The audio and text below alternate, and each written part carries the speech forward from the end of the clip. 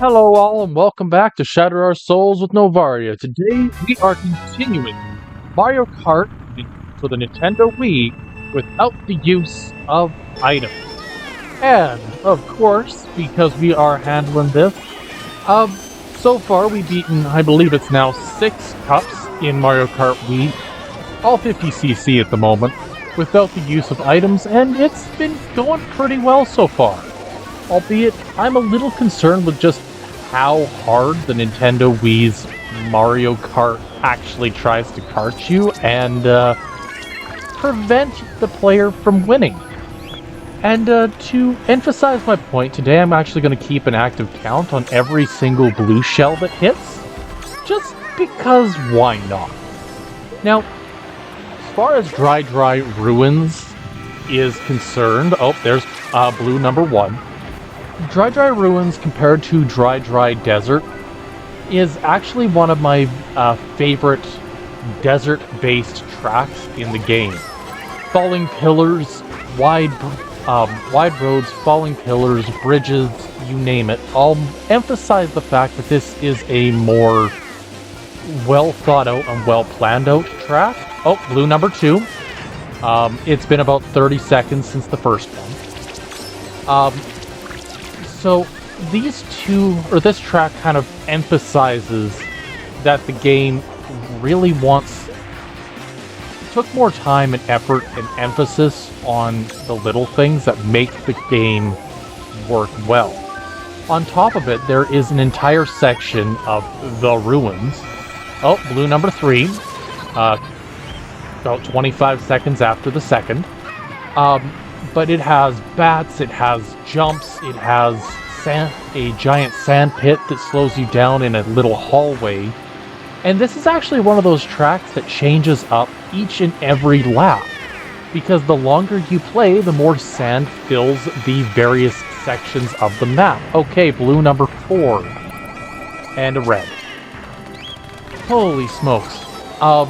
So overall, this track ends up having a lot of unique circumstances that crop up over the course of the entire race. And it's one track that really showcases just how much changes and how much emphasis the developers made on making this, at the time, what would have been the best Mario Kart so far. Now, I think the reason that Mario Kart Wii karts the players so often and has such a difficult time when it comes to item management. Okay, seriously, blue number 5. They seem to hit me in the same 2 spots every lap, right as I'm entering and leaving the temple.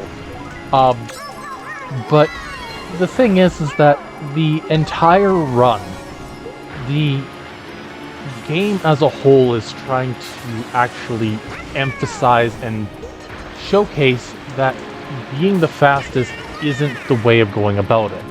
I feel like part of it was because they tried to change the game to being more family-oriented, where anybody could play the game reasonably well and consistently throughout its runtime.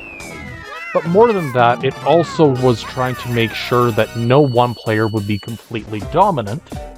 And if I'm being honest, I feel like the item balance didn't get changed as much as we might think from Mario Kart Wii.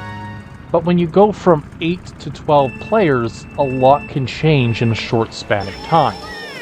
Anyways, 15 points gained from Dry Ruins, and we are in Moonview Highway.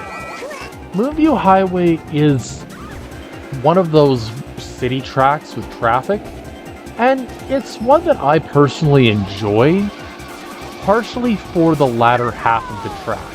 As far as the shape itself is concerned, Moonview Highway is a rather simple design-wise, but what it gains is that the large straight sections all have numerous boosts, which are intended to make sure that you, the player, can take advantage of just the design of the track as a whole and get as much speed and consistency out of the track as possible. This ends up being one of the easier tracks because half of the track is covered in speed panels, which I think emphasizes the highway aspect of the track. This is now the first lap in the entire run so far that we haven't been blued, let alone blued twice. So hooray. Lap 2 of 3, and I think we're doing okay. So far, I've noticed that the 50cc ends up being very heavy on item usage, but not very fast opponents, which I think is intentional to try to give the player a bit more practice time before it pulls out the stops. I noticed it a little bit in Mario Kart Double Dash, but one of the things that made Double Dash's setup so different from Mario Kart Wii's was the fact that item usage in Double Dash was actually fairly limited in many cases. 2 laps without getting blue. This is unprecedented. We have been hit once for every lap we've done so far in the cup. Anywho, so overall I think that's definitely a interesting comparison point. And the thing with Double Dash is the higher the CC, the more aggressive the AI was with their use of items. Whereas we just kind of says, yeah, you have items, have fun with it. Anyways, we just got bloopered, not that that did much. And we're in the final corner of the race. We're gonna make a left turn and wait, that's not a left, that's a right. Oh no, I just drove into the wall. Anywho, with that being said, we're on to track number 3 with blue number 6. And we are off to Bowser's Castle. 30 points in and doing absolutely fantastic. Bowser's Castle in Double Dash was what I considered to be the staple of a good Bowser's Castle. It's one of those ones that there were so many things it did right, from the flame bars to the thwomps to the lava bubbles to the statue of Bowser spitting fireballs at you. That all made sense, but now we have twisting corridors, we have the thwomps, we have the lava bubbles, you have the statue again. What's going on? Why is the Double Dash version so similar to the Mario Kart Wii version in terms of the items and traps that are set? Well, I believe it actually has to do with the fact that they did hit what I consider a winning formula in Mario Kart Double Dash. Mario Kart Wii, I think in this case, was actually trying to emulate the success of Double Dash's Bowser's Castle, and I think they did a pretty okay job. Overall speaking, it's easily one of my favorite tracks in the game.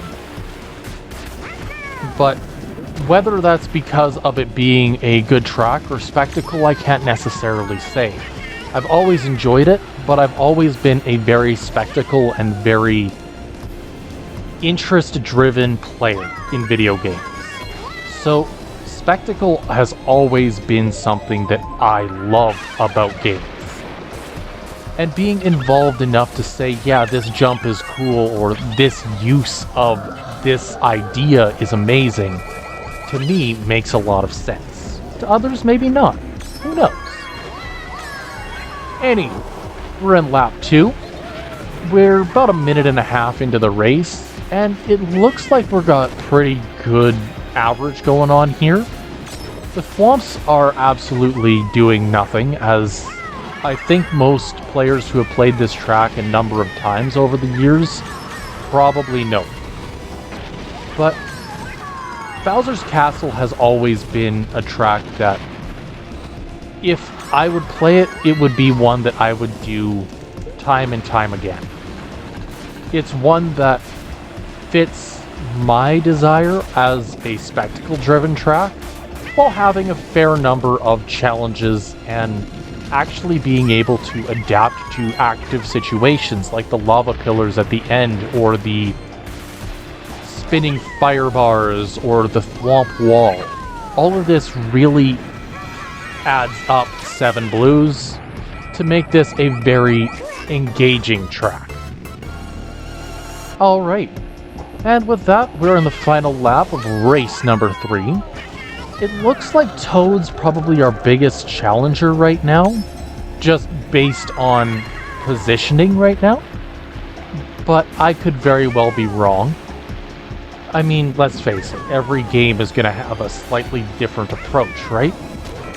And we got another red coming around the corner. And yeah.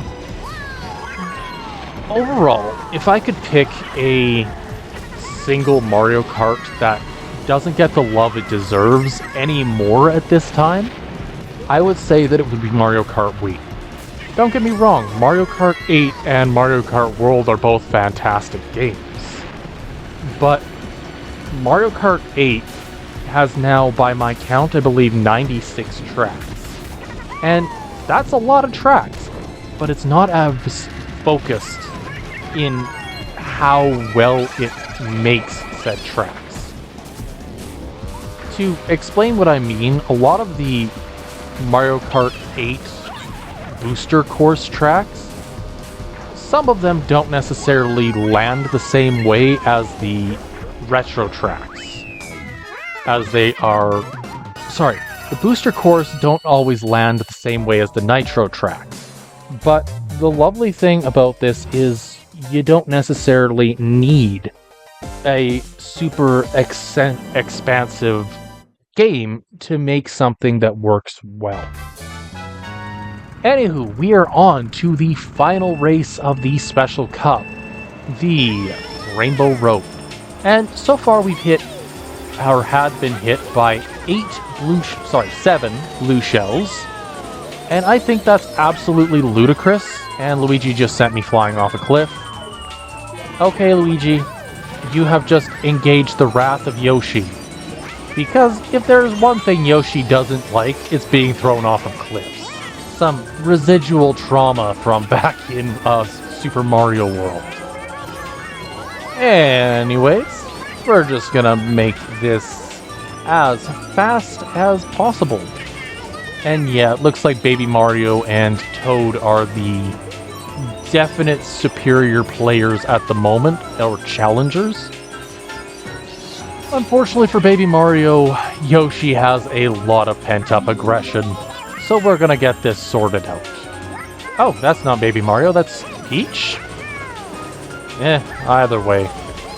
Point is, Yoshi's gonna deal with this the way Yoshi deals with this. What I think makes Mario Kart Wii stand out so uniquely compared to most other games in the Mario Kart franchise, I think has to do primarily with the motion controls. Now, I'm gonna be honest, back as a kid, I used to play exclusively with the motion controls. They fit, they were intuitive, they worked. But the problem I had with the motion controls as a whole had to do with the fact that the motion controls didn't really always do it for me. It made it really difficult to do drifting. For whenever I saw people on YouTube using drift boosts and such, I'd always said, well, how are they doing that? And I realized that the entire point of the manual versus automatic setup was that the manual setup gave you access to drift boosts, but had you intentionally make every change that you needed. It was difficult to pull off with the motion controls. Not impossible, but difficult. Whereas using a remote definitely lended itself to more consistent usage. Anyways, that is now 8 blue shells, by the way. So, the point I'm getting at is that as an adult, I tend more so to use the GameCube controller style over the original Wii Remote, over the original Wii Wheel style. And again, that comes down to just precision.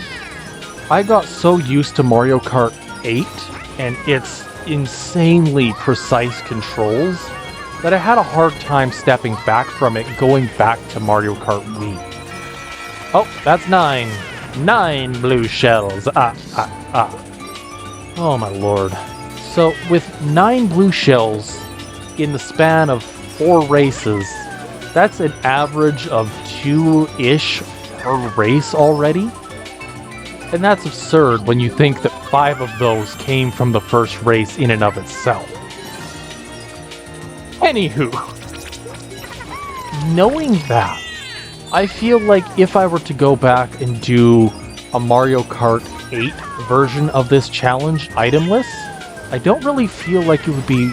I feel like it would be no harder than Wii or GameCube, especially given that GameCube had more floaty, drifty controls. Wii originally had, or has some awkward controls when it comes to the jumps, and Mario Kart 8, in my opinion, has some of the most responsive and precise controls of any Mario Kart I have played to this point. But, who knows? Maybe I'm wrong. That's a look into the future if ever you're interested. For now, if you like what you see and are curious whether or not I will actually be able to beat Mario Kart Wii without the use of items, I ask that you leave a like, a subscribe, be good to one another, and I hope you all have a good one. Until next time.